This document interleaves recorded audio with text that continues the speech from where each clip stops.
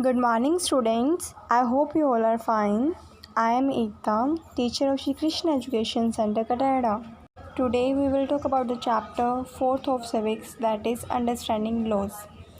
तो बेटा लॉज क्या होते हैं, हम सबको पता है कि कानून होते हैं। तो अंडरस्टैंडिंग लॉज इसका मतलब ये है कि लॉज को समझना, कानून जो है उनको समझना। क्योंकि बेटा जिस चीज़ को जब तक हम समझेंगे नहीं तब तक हम उसकी रिस्पेक्ट नहीं कर सकते, ठीक है।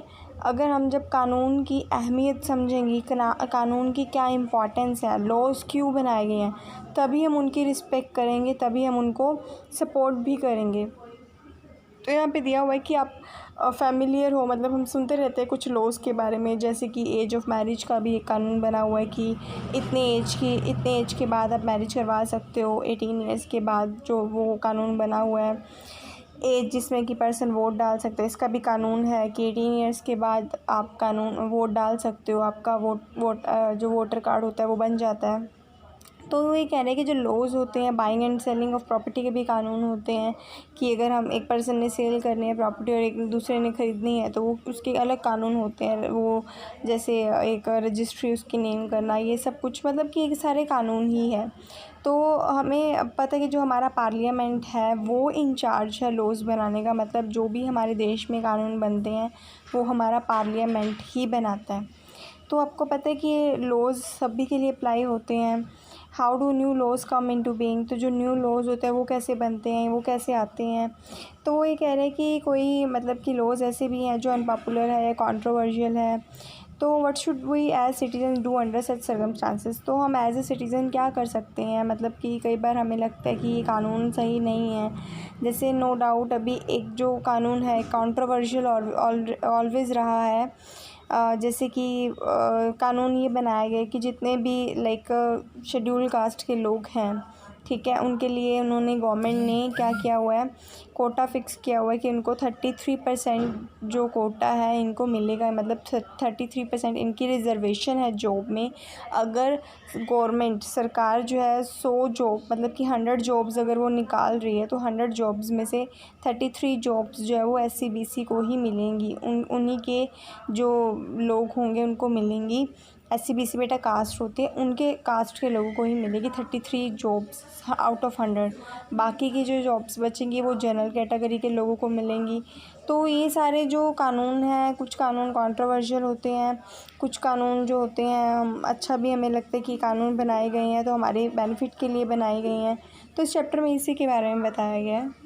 नेक्स्ट है do laws apply to all, क्या जो लॉज है, कानून है, सभी के लिए अप्लाई होते हैं। तो ये कह रहे हैं कि अगर हम ये सिचुएशन देखें तो एक गवर्नमेंट ऑफिशियल जो है helps his son go into hiding होता है छुपाना। मतलब कि एक यहाँ पे एक केस दिया हुआ है, तो इसमें क्या कह रहे हैं कि एक गवर्नमेंट का जो ऑफिशियल मतलब एक पर्सन है जो गवर्नमेंट ऑफिशियल है, मतलब सरकारी जॉब में है वो, तो वो अपने बेटे को छुपा लेता है क्योंकि उसने क्या किया है, उसके बेटे को 10 ईयर जेल हुई है, क्योंकि डिस्ट्रिक्ट कोर्ट ने उसको 10 ईयर जेल सुनाई है क्योंकि उसने क्राइम किया है, कुछ गलत किया है, उसके लिए उसको जेल हुई है। बट जो गवर्नमेंट ऑफिशियल है वो अपने बेटे को छुपा लेता है, ठीक है। तो ये आप खुद बताओ, क्या हमारे पहली बात तो ये कि जो लॉज है, जो कानून है, सभी के लिए इक्वल है। Doesn't matter whether you are a president और you are a house worker, कोई मैटर नहीं करता कि आप एक प्रेसिडेंट हो या हाउस वर्कर हो, कोई मैटर नहीं करता, सभी के लिए अधिकार सेम है। प्रेसिडेंट के पास भी एक ही वोटिंग राइट है और हाउस वर्कर के पास भी एक ही वोटिंग राइट है। तो सभी के पास एक ही अधिकार है, कोई किसी को कोई मतलब कि एक्स्ट्रा अधिकार नहीं दिए गए हैं। तो ये कह रहे हैं कि जो गवर्नमेंट ऑफिशियल जो एक्शन कर रहा है, मतलब जो अपने बेटे को छुपा रहा है, जो उसको जेल हुई है उसको छुपा रहा है, तो क्या ये उसके एक्शन सही है। तो क्या उसका जो बेटा है वो एग्जाम्प्ट हो जाएगा, मतलब जेल नहीं जाएगा, क्योंकि जो फादर है वो इकोनॉमिकली और पॉलिटिकली ज़्यादा पावरफुल है तो वो छुपा सकता है अपने बेटे को। तो बेटा ऐसा बिल्कुल नहीं होगा, वो अपने बेटे को नहीं छुपा सकेगा, चाहे वो इकोनॉमिकली और पॉलिटिकली पावरफुल है। बट लॉज सभी के लिए, कानून सभी के लिए सेम है, उसके बेटे को सज़ा होगी ही होगी। तो यहाँ पे कह रहे हैं कि जो ये ऊपर जो है क्लियर हो रहा है कि वॉयलेशन ऑफ लॉ हो रहा है। वॉयलेशन ऑफ लॉ का मतलब कि जो कानून है उसको तोड़ा जा रहा है। कानून की नज़र में सभी इक्वल है, कानून ने उसको सज़ा सुनाई है तो उसको होनी चाहिए। बट जो गवर्नमेंट ऑफिशियल है, उसका जो फादर है बेटे का, वो उसको छुपा रहा है, तो मतलब वो लॉ को तोड़ रहा है, वॉयलेट कर रहा है। तो हमने चैप्टर यूनिट 1 में पढ़ा कि जो मेंबर्स होते हैं कॉन्स्टिट्यूंट असेंबली के, वो एग्री करते हैं कि that there should be no arbitratory exercise of power in independent India.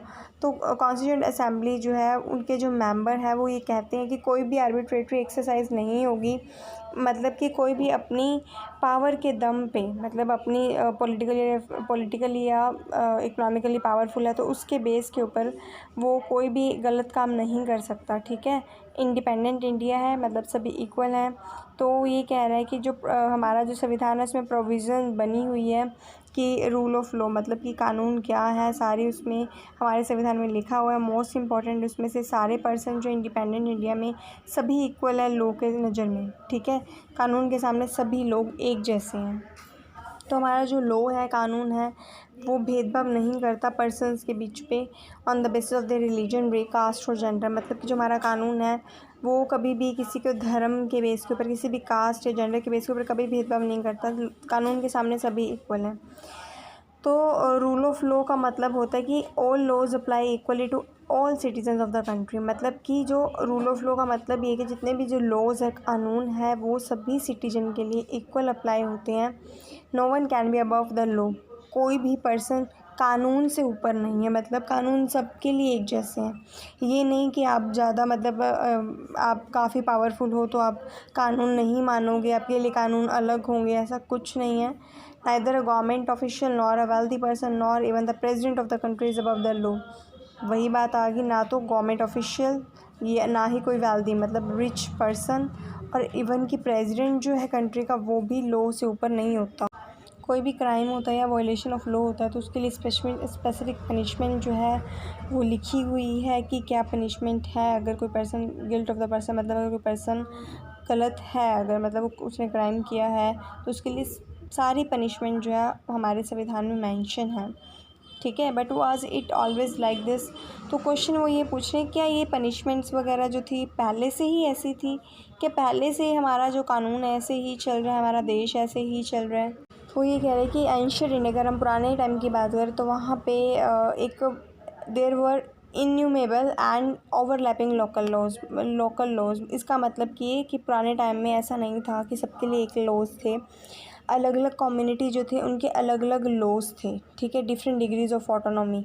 मतलब कि अगर एक कम्युनिटी है उनका अलग लॉ है, दूसरी कम्युनिटी का अलग लॉ है, तो पुराने टाइम में ओवरलैपिंग थी लोकल लॉज मतलब अपने लोकल एरियाज़ के अलग अलग लॉज थे। एक कोई भी सारे नेशन के लिए इक्वल लॉज नहीं थे पुराने टाइम में। तो पुराने टाइम में क्या था, जो पनिशमेंट्स होती थी पर्सन को जो मिलती थी सेम क्राइम की, वो भी वेरिड करती थी। वेरिड मतलब अलग अलग होती थी। अगर दो पर्सन ने सेम क्राइम किया, सेम गलती की है, तो वो उनको पनिशमेंट अलग अलग थी दोनों को। ठीक है, वो उनकी कास्ट पे, बैकग्राउंड पे डिपेंड करता था। मतलब अगर लोअर कास्ट है उसको ज़्यादा टफ पनिशमेंट मिलेगी, हार्शली मतलब ज़्यादा उनको पनिशमेंट मिलेगी। अगर वो हायर कास्ट है तो उसको कम पनिशमेंट मिलेगी। तो ये स्लोली जो है ये चेंज होता गया ये सिस्टम। कॉलोनियल पीरियड आने के कारण, ब्रिटिशर्स आने के कारण ये सिस्टम और भी चेंज हुआ। तो इस चैप्टर में यही बताया है हमें कि किस तरह से हमारे इंडिया में कानून बनते हैं, पार्लियामेंट कानून बनाती है, किस तरह से वो सभी के लिए अप्लाई होते हैं। कोई मैटर नहीं करता आप रिच हो, पुअर हो, कोई किसी रिलीजन के, हिंदू हो, सिख हो, मुस्लिम हो, सभी के लिए लॉज सेम है। बट ये चीज़ है कि हमें लॉज की रिस्पेक्ट करनी चाहिए, क्योंकि अगर जब तक हम कानून की रिस्पेक्ट नहीं करेंगे वो हमारे लिए ही गलत है, क्योंकि हमें उस चीज़ को समझना चाहिए कि उसने ही हमें इक्वलिटी प्रोवाइड की है। Thank you so much for watching this video.